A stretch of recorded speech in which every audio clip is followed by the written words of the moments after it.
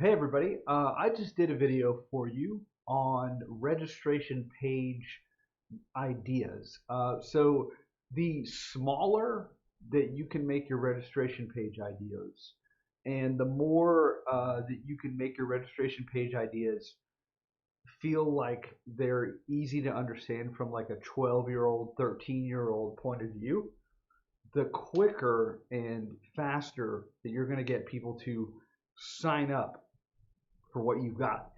So, to give you an analogy that you'll see me go through in the video, just so this makes sense, most people, if they're doing a webinar, they might have a topic like if you were to come to me as a copywriter, as someone who writes words for money, a lot of times they call that salesmanship in print or copywriting, right? Writing copy. You see newspaper people have a job that they do called copy editor, right? Where the copy is edited and then the copy is written for the story and then edited and stuff like that. So copy boy, copy editor, that's kind of like what those people do. Whereas now what we do is we basically we write words on the page. That's some IRS documents for you, but somebody had to write that, right? And so we usually call that copy, writing copy, reading copy, copy chiefing. You'll see that a lot where someone comes in and edits. So like the job that I do for Jason and a lot of you guys is I'm a copy chief, right? I come in and I steer the messaging. We call it like copy chiefing, where you have the copy chief and you have the copy cubs, and there's a hierarchy there that I don't really subscribe to, but it is industry parlance. So with that being said, would I, if I was to teach this art and science of persuasion in print, and now it's gone online, would I tell people that I'm gonna teach them copywriting? And the answer is no.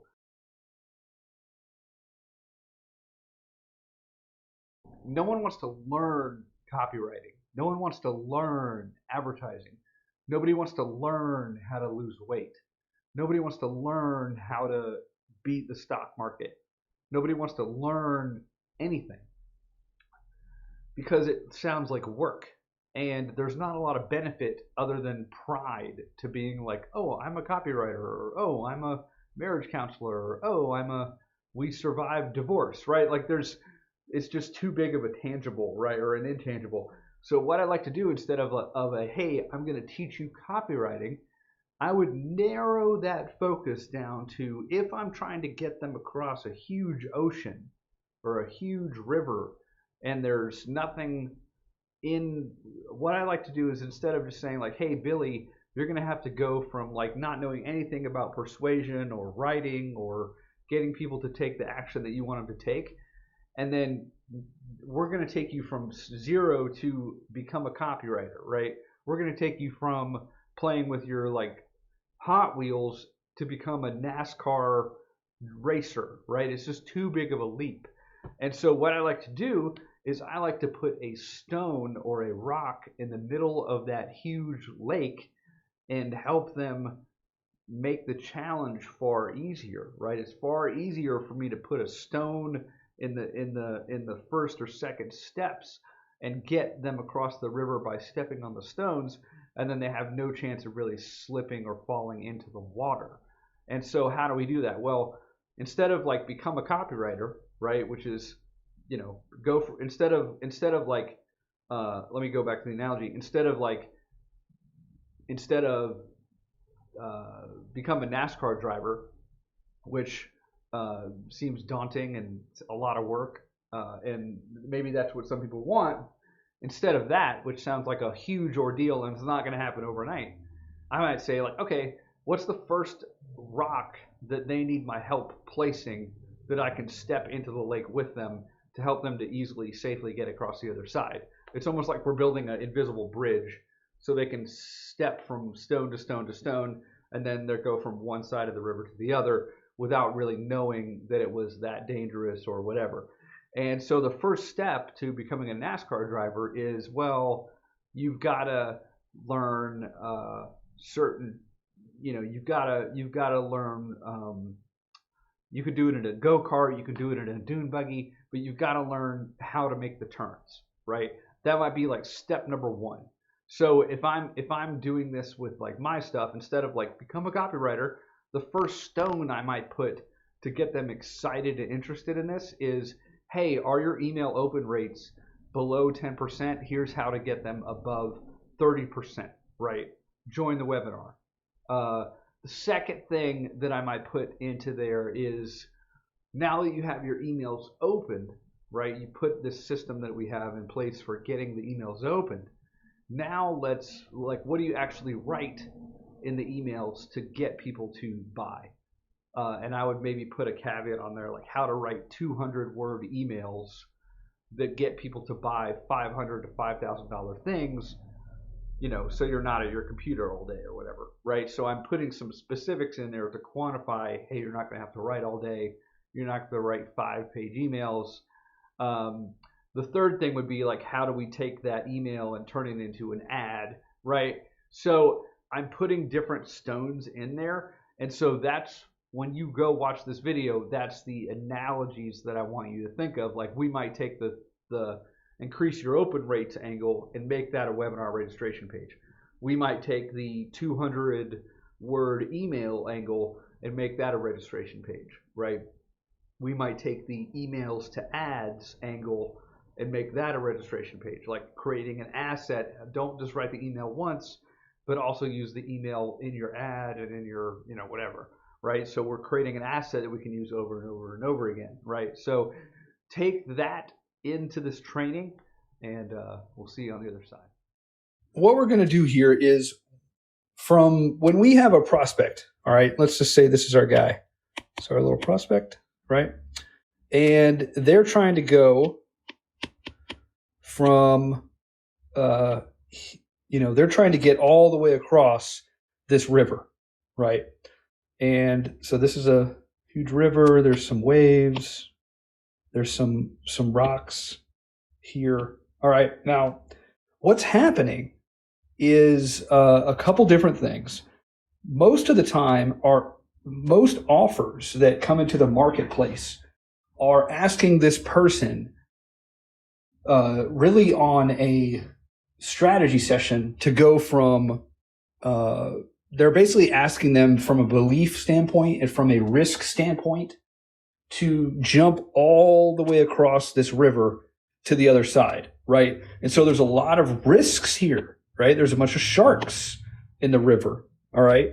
There's a bunch of stuff that's going to come into play that we don't even know about. And so what we want to do, instead of having them jump all the way across the river, what we want to do is set up our ads, our emails, and even our webinar to have them go to the next step. So pretend like these are little rocks, like there's little rocks that allow them to step through the river, right? So, and each of these things are challenges. Like, we want to basically go from, like, mine would be like, the challenge here for me would be like, become a copywriter, right? Maybe that's my river, right?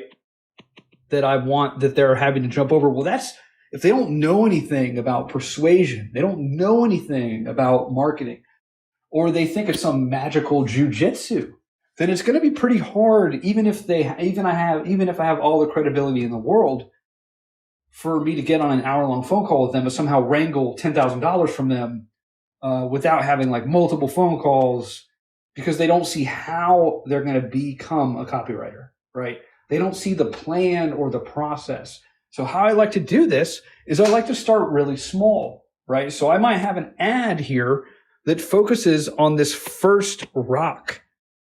So all I'm doing is I'm helping them get across the river, right? And it's much easier for me to put rocks that they can step on, so they don't have to jump all the way to the other side, right? And that's why sometimes it's hard to sell programs and courses from a webinar to a strategy session, because they don't see how you're working with them to help them to jump to the other side, right? It's just sort of like, oh, well, become a Bob Ross painter, right? Like, that's pretty risky. But if we do this thing where we're like, hey, we're gonna put little rocks in the stream that you could just walk on, and it's almost like you're walking on water. But instead of going over all the rocks at once, I start at rock number 1. And I'm like, hey, here's our plan to get you over this challenge. So challenge number 1 might be, let's get your email open rates to 30%, right? Because let's say they're at 10% now. 10% is average, right? 30% would be really good. So in all of these things, I'm never saying that I'm going to show them how to do copy or they're going to learn copywriting or anything like that, because that's a work word, right? Learning. Would you like to learn how to date beautiful women? Like, learning is a work word, where discover is more of what we're doing. But even then, I never say I'm teaching you copywriting. The art of copywriting is writing is direct response in person, right? Direct response in print. Like, hey, would you like to buy this? And instead of being there in person, it's one-on-one, instead of selling you like door to door, which would be like direct response, what we call direct response, like, hey, I'm doing a presentation. At the end of it, you ask them for money. That's more like, our advertising is designed to elicit a response from the person, whether that's in a newspaper or in person or a Facebook ad or a webinar. That we're in the direct response business, right? We're not in the image advertising, which is like, oh, a beautiful car. Maybe somehow I'll go into the dealership, right? A beautiful woman in a beautiful car with no call to action, right? Maybe that's, maybe magically I'll just want to go into the dealership, right? So in direct response world, there's this thing called copywriting, which is words in print and salesmanship in print, okay? But I don't really like to tell people I'm teaching them that. I just like to focus on the problem, right? So, hey, number 1, let's get your email open rates up, right? So they're like, oh my gosh, that would be awesome. So once we do that, what's number 2? Well, number 2, the second challenge that they're going to be able to need my help with, like, that we want to put rocks in the river that they can't do on their own, that they need to look at the teacher for help and guidance to lead them, to get them onto the rock, right? So number 2 might be, well, like, what do I actually say? So you could have like words that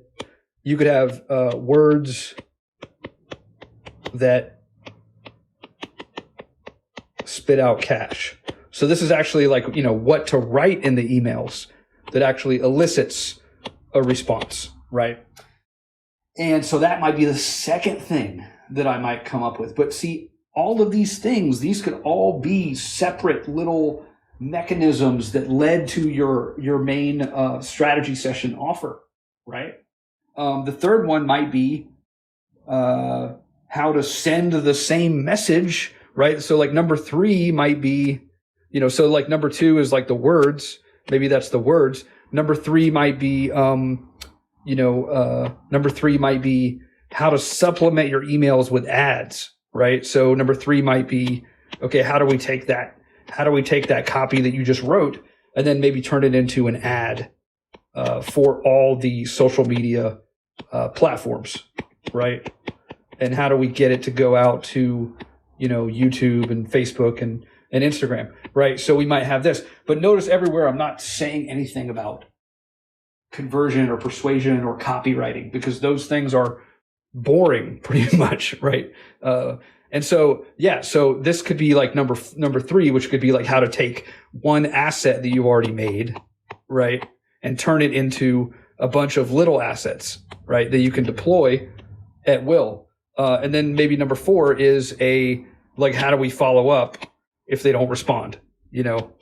If they don't, it's hard to write with this pen, respond right away, we might want to retarget, right? Retarget them with a new ad.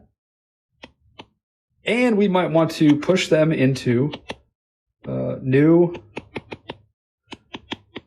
Facebook group where we can continue to add more stones that they need our help with, right? But the whole thing here is I might pick 1 or 2 of these stones to put in my webinar, Like, hey, new method allows you to get, triple your email open rates, even if you're not a good writer. I'm going to show you the top 7 websites to go to that you can go to for free to model great writers that are online for free, and how to plug those into your email subject lines and get higher open rates. And they're like, oh my gosh, what's next? What else do I do? Right? And they're like, oh, well, the second thing that you could do is that here's how to write, 200 word emails that spit out cash.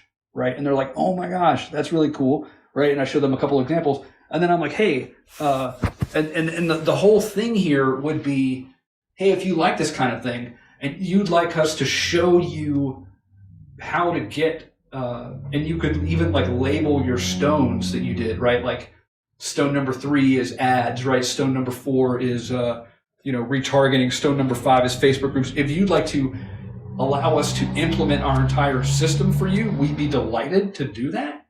And then you would have them get on a call. But they do have to see a process and a plan, right? It can't just be like, hey, once you get on the phone, then you'll see our process or our plan, right? You can't really keep the process or the plan a secret. I wouldn't be afraid here of giving away too much information, because I could show you all the secrets in the world on how to get higher sales more often with writing words and emails and ads and stuff, but the chances that you're going to have time to either do that yourself or want to do that yourself are very slim, right? And so it's more like I'm a, even if, I'm not saying I'm Babe Ruth, but like it's the difference between like Babe Ruth showing me how to hit a ball. He can show me all of his secrets all day, but unless I start to actually get out and do it, it's not going to make much difference, right? So I wouldn't be afraid of giving away like, oh, well, what happens if I give away too much, right? Like you saw this example here. I'm not giving away anything really. I'm just saying, hey, if you want to get from challenge number 1 and challenge number 2, and you'd like my help with that, plus if you'd like our office to show you how to do, number 3, which is ads, and then number 4, which is retargeting into groups, we'd be delighted. And then the whole goal here would be like some outcome, right? Like what's different now, what's different now that when they have these things in place, right? Like if today sucks because they don't have these 4, let's call them machines, promoting for them, what does tomorrow look like? How will they feel, right? What actions will they be able to take? What new campaigns will they launch, right? And again, this is kind of a big, deeper dive into this. So you could take one of these stones and have it be like your email. You could take this, want your email open rates to go up 30%.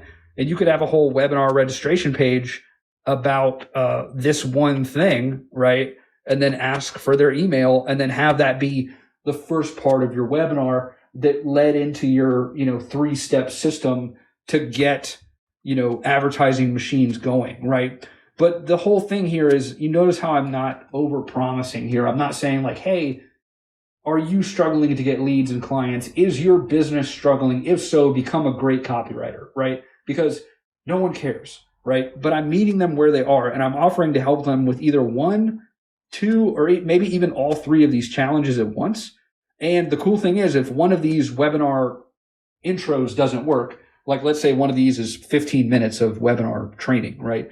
If one of these doesn't work, I can go back and maybe add another one of these in a new ad and run that as a webinar opt-in, and then see if one of these works better, and then tie the rest of this into my system, right? So have like a 4-part system that's like, ad machine 3000. And, if you want us to help you deploy it so you can get leads and sales every day without, posting organically, let me know, right? But you see how